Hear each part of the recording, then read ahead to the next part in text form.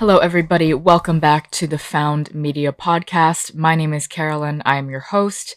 And in honor of the new Conjuring series installment coming out, you can watch it on HBO Max or in theaters, I decided that we are going to cover the case that inspired it. Today, we are going to cover the case of Arne Johnson. Arne Cheyenne Johnson was just 19 at the time of this story. He and his girlfriend, Debbie Galatz, who was 26, had just rented a house and were starting to move into it. On this specific day, they had decided to go and clean out the house, and they brought David, who was Debbie's younger brother, with them. David was just 11 at the time, and he was described as someone who's always wanting to help out. He never objected if you asked him. So David was the one who actually discovered the first issue with the house. It wasn't anything ridiculous or super strange, but someone had left a bed in the master bedroom. This was strange because there was no mention of any furniture being included in the rental of the house, so Debbie decided to just get rid of the bed. She didn't want it in there. She wanted all of their furniture. So they just decided to remove the bed. So David went about his task that he had been assigned by Debbie. He was supposed to sweep the floor of the master bedroom, which is where this bed was. But suddenly, he ran out of the house, and Debbie, who was concerned, ran after him. When she asked what was wrong, he said the old man had pushed him. Debbie got a bit frustrated with her younger brother. She just assumed that he wanted to stay outside and play rather than be inside sweeping. So she just kind of brushed it off and told him to stay outside if he wanted, and he didn't have to make excuses. So she went back inside, and her and Arne finished cleaning for the day. The couple returned to Debbie's parents' house where they were staying, and at that point, David confessed he is still seeing the man. When he was asked about this, David said he could see the man in the house that Debbie and Arne were renting, and that there was an animal in the room with him, and it was scared and scratching at the door. David warned the couple that he didn't think they should move in there. He thought it was really dangerous, and Debbie got pretty frustrated at this point. She said out loud, "If the old man doesn't want us to move in there, why doesn't he show us a sign?" A couple minutes later, the table started rattling on its own, the table that Debbie and Arne were sitting at. So this whole thing was a little concerning to the young couple at the time, but they decided, we've already spent 2 months rent on this place. We might as well just move in. Arne had told his mother that she could also move in with them, so she wasn't going to have a place to stay if they decided to pull out of this agreement.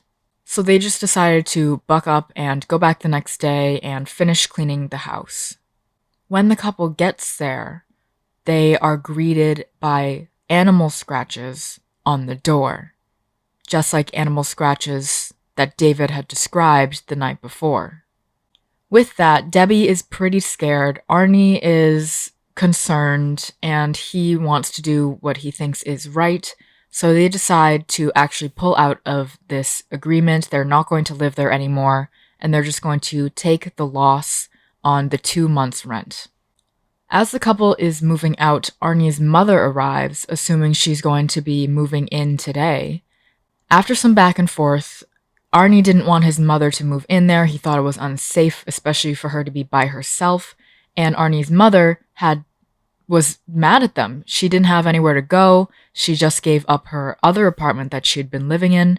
So she says, "Give me the keys. I'm just going to move into this house, and you guys don't have to live here." So the couple just says, it's fine, whatever, you can move in here. And they go back to Debbie's parents' house. Upon arriving, they step in the door and hear David screaming. He's yelling that the old man is coming to get them, that he's flying over the trees coming to this house that they're in. He's mad that David told the young couple about him, and he's coming to hurt him. They manage to calm him down enough so that David goes to bed, and the next morning he appears to be normal. The young couple and Debbie's mom had actually decided to spend the day outside of the house, a bit away from it, so that entire day nobody had set foot in the house, and it was fine. Arne said that it was a great day. They thought that David was over his fear of this old man that he was supposedly seeing. But when they got back to the house, David was right back to where he was the night before. He refused to go into the house, saying the old man was in there. Arne says he's going to go check it out, make sure there's nobody actually in there, and he does a sweep of the house and says that there's nothing in there. Even with Arne's reassurance, David is very reluctant to go into the house, but eventually they do manage to convince him to go into the house and they will keep him safe. As he goes to bed that night, David keeps insisting that the old man is in the house. His statements are brushed off again. They say there's nobody in there, they had checked, and David is not convinced, but he decides he's just going to go to bed and deal with it tomorrow. As David is in bed, Arne, Debbie, and her mother hear something that appears to be coming from the attic. Arne again volunteers to go check it out, and he pokes his head into the attic space where there's just dust and furniture and all sorts of things that you would typically find in an attic. He keeps hearing a little bit of the noise that they were hearing. It kind of sounded like creaking footsteps or someone's weight shifting on wood. He says that he saw things out of the corner of his eye, but when he looked, he couldn't actually see it. So it would always move out of his vision as he looked at it.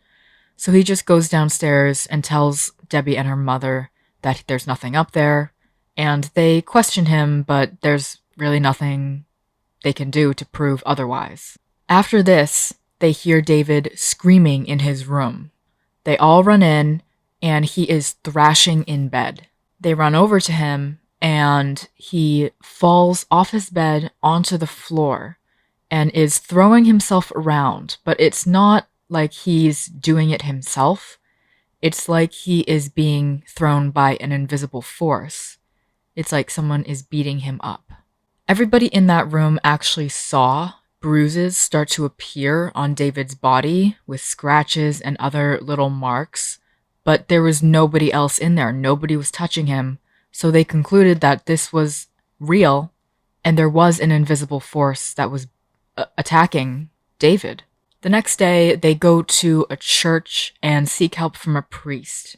The priest says this sounds like it could be demonic, but he has to go through the church in order to get an exorcism. This could take a couple weeks, he says, so he just gives Debbie, her mom, and Arne a couple candles to light next to David, and he says to pray over him tonight. That night, with the candles lit and David in bed, everybody is praying over him when suddenly David begins to choke and thrash in his bed, and the candles blow out. No one in the house knows what to do, so the next day they call the priest to their house to do a blessing in hopes that this will help David and remove whatever is in the house before they have to do an exorcism. As the priest is going through the house spraying holy water and praying, holy water actually hits David and he recoils as if he's been burned. As the priest leaves, he warns the family that even though they feel better about it now that he's visited and blessed the house, he may not have done anything. It might not have worked, and they're not exactly sure what they're dealing with. He tells them that he is going to find outside sources to help in this case. So this is where Ed and Lorraine Warren come in. Ed and Lorraine get a call from the priest asking them to help with this case. They immediately jump on it and they're like, do you want us to come down tomorrow or do you think we should go down tonight? The priest says he thinks this is urgent and they should go tonight, so they hop in the car and drive to the Galatz's house. Walking up the stairs to the front of the house, Ed actually trips a little, catching himself on the railing. When they enter the house and sit down with David, David says, "You tripped on your way to the house." Ed is a little confused. He asks how he knows that, and David says that the beast is telling him what is going on around him. So the family decides to just recount all of what happened in the house so far, what David's been doing, his behavior, and where they think it started. Ed begins to question David, but in reality he's questioning the thing that is possessing David. He asks, "Are you a ghost, a demon, or something else?" David does not answer, but he says that the beast could throw Ed out the window right now if he wanted to. Ed asks, if he's real, then why can't he show his power in another way? Why can't he knock on the table or open a cabinet? David says that the beast is laughing at him and that he can't be told orders. But a couple seconds later, the table starts rattling like it had when Debbie had directly talked to it.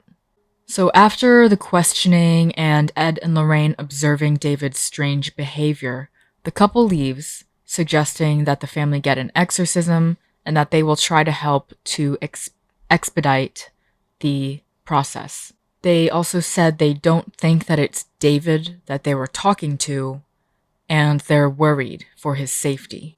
A couple days go by, and David's behavior is pretty normal. He's back to the old David with smiles and laughing and playing.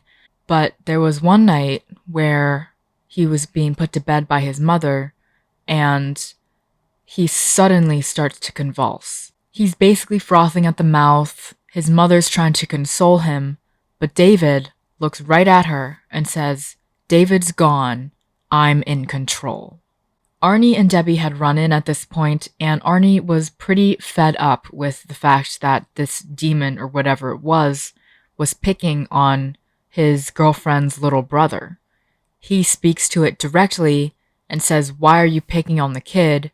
Why don't you pick on me?" To which Debbie is terrified and says, "David, don't do that," but it was already done. A couple days after that, Arne is going to run some errands. He gets into his car, he starts it up, and instead of idling like every car should, the engine starts to rev. And Arne tries to fiddle with it. There's nothing he can do, he can't see anything wrong, but suddenly the car starts to drive towards the road. Arne is not in control at all. He slams on the brakes, it doesn't do anything, and the car just keeps going until it's in the middle of the road where it stops. The engine dies down, and it's back to idling. Arne and Debbie decide to go back to the priest the next day and tell him that Arne basically challenged the demon. The priest scolds him a little bit, saying he shouldn't have done that, and he gives him a crucifix necklace to put on for some protection. As they return to Debbie's parents' house, David immediately looks at Arne and says, "I know where you got that. It's not going to help." And he basically swipes at Arne, and Debbie says that the crucifix flew off Arnie's neck and landed across the room without David actually touching him. David, after that, snapped back to himself. He's scared, and he says the old man went back to the well. Arne and Debbie are like, "What are you talking about? What well?" And he says that there's a well in the backyard of the property that Debbie and Arne had rented that his mother was currently staying at. Arne says, "David, there's no well in our backyard. I would have known." And David is adamant that there is, and that's where the old man goes when he wants to go back to his world and where he comes from when he crosses over to our world. So at this point, Arne and Debbie decide they're going to go back to the rental property and try to convince his mother to move out of the house. When they get back to the house, his mother's not there, and Arne hopes that she just got scared herself or was just out doing errands. But either way, she was not in the house, so Debbie stays to look around while Arne goes into the backyard to look for this well that David said was there. He does actually find the well. It's just a hole in the ground with a couple stones around it. It's not something you would see if you were just looking through the woods because there's no fixture. There's no way of telling it's there. It doesn't have the signature well walls around it. It's just a hole in the ground. At this point, Arne kind of looks into the well. He can't see anything because it's pretty dark out, but he looks up and says that he saw the black figure. He says that the eyes seemed to pull him in, even though they were pitch black sockets, but he felt drawn to it, like he couldn't escape. Debbie, back in the house, had found a crucifix lying on the floor, so she had picked it up to look at it when she turned around and saw Arne behind her. He was not himself. He looked like he was in a trance, and from what Debbie said, she was terrified, and Arne started to walk towards her. She kept saying, "Arne, what are you doing? Like, are you okay? What's happening? Stop." But he gets her into a corner where, in a moment of desperation, Debbie slaps him with the hand that was holding the crucifix. This instantly snaps Arne out of his trance, and he says, "What happened? I was just standing at the well.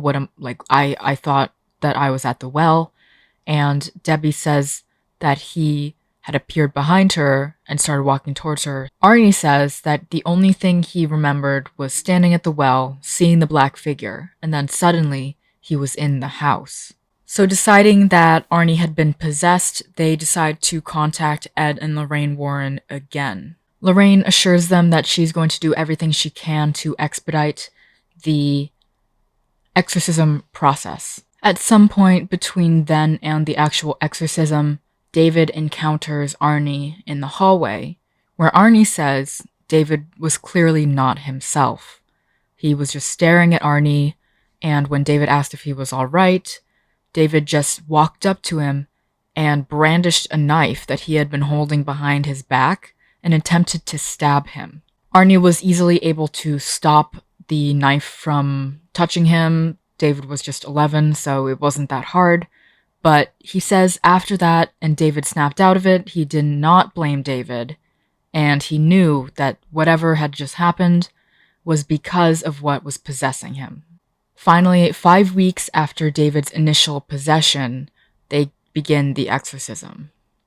Ed and Lorraine come over to the Galatz's house, along with multiple different priests, and they begin to pray over David.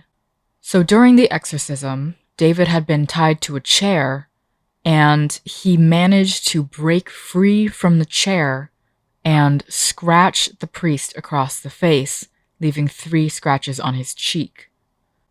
Everybody managed to subdue him, but they had to continue the exorcism. They had to help him and get whatever was in him out. This went on for hours and hours. They managed to get the initial demon out, but Lorraine said that there were other demons there and that they had to exorcise them one by one. So finally, after battling these demons, they managed to fully exorcise David. Lorraine says that there's no more spirits there, and everybody thinks, great, this is the end. It's the end of this torment. But this is just the beginning of Arne Johnson's story. Several months after this had happened to David, Debbie was actually getting a new job as a dog groomer at the kennels that were owned by Alan Bono. Her and Arne decide to move closer to the kennels so it's easier for her to get to work. And this is where she says that Arne was starting to display behaviors that was disturbingly similar to what David had displayed when he was possessed.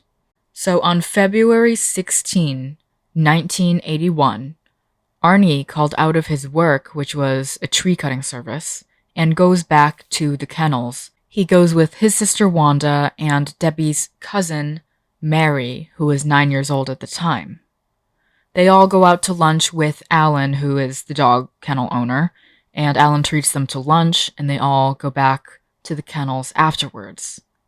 Alan had gotten absolutely hammered at lunch, so Debbie was a little bit worried that there was going to be trouble. Alan begins to get agitated and angry, so Debbie says, everybody, let's get out of the house. We don't want to be here right now. But Alan grabs Mary and refuses to let go. Arne comes in and demands that Alan let her go, which Alan does eventually do. So Mary runs to the car, and that leaves Alan, Debbie, Arne, and Wanda. Wanda says she was trying to pull Arne away from Alan, and Alan was trying to get at Arne with Debbie standing between them, trying to hold the two men apart. But this is when Arne brandishes a 5-inch pocket knife and stabs Alan 22 times. Alan died several hours later. It's reported that he had multiple substantial wounds. There were 4 or 5 of them, and it's reported that one of the wounds went from his heart all the way to his stomach. Alan fled the scene and was found about 2 miles away, where he was detained and held on bail, which was $125,000. And at the time, that was a lot of money. Today, it's approximately $370,000. The day after this happened, Lorraine heard about it and went to inform the police that it was not actually Arne who did this and that he had been possessed. This, of course, began just a media frenzy around the case. Arnie's lawyer says there's no way that they'll believe that. There's no case where this has successfully been proven. And in the end, it was decided that you cannot actually prove a demonic possession. So the judge ruled that since you cannot prove this, that they were going to move forward with the trial, and he could not use that defense in the court of law. So because of this, the jury was not allowed to consider demonic possession in their reasoning for a sentence. And after 3 days, which equated to approximately 15 hours of deliberation, they decide to find Arne Johnson guilty of manslaughter. Of course, this is a much easier, lighter sentence than having first-degree murder or any degree murder, and Arne was sentenced to 10 to 20 years in prison, of which he only served 5. So this whole ordeal, obviously with all the media craze around it, sparked a good deal of stories to come after. On NBC, there was a TV series called The Demon Murder Case. There was a book published by Lorraine's assistant called The Devil in Connecticut. There was a book by David's brother Carl that was titled Alone Through the Valley, which takes the reader through his events, his recount of the tale of what happened to his brother. And then, of course, there is the most recent installment of the Conjuring series, The Devil Made Me Do It. Arne and Debbie actually got married while Arne was in jail, and they are actually still together to this day. Despite people in the family saying that this story isn't true, they stand by what the Warrens said, and they wholeheartedly agree with their retelling of the tale. So guys, thank you so much for watching. I hope you enjoyed. Please, if you're on YouTube, like the video and subscribe to the channel so you don't miss anything. And if you're on the podcast app, please subscribe to the podcast. And if you're feeling like it, leave a 5-star review in the Apple Store. Let me know what you guys think about this tale. If you guys have seen the movie, what you think about the movie. I've seen it. I watched it on HBO, and it's very different than the actual case, but it's still an interesting story. Again, thank you so much for tuning into the Found Media podcast, where we do true crime with occasionally a story compilation. If you have a story of your own, be sure to email us. That can be found in the description, along with the sources that I used for this case. You can also find our social media links in the description as well. We don't really have anything right now, but we're getting there. Be sure to come back next week. Thank you guys for listening, and I will see you later.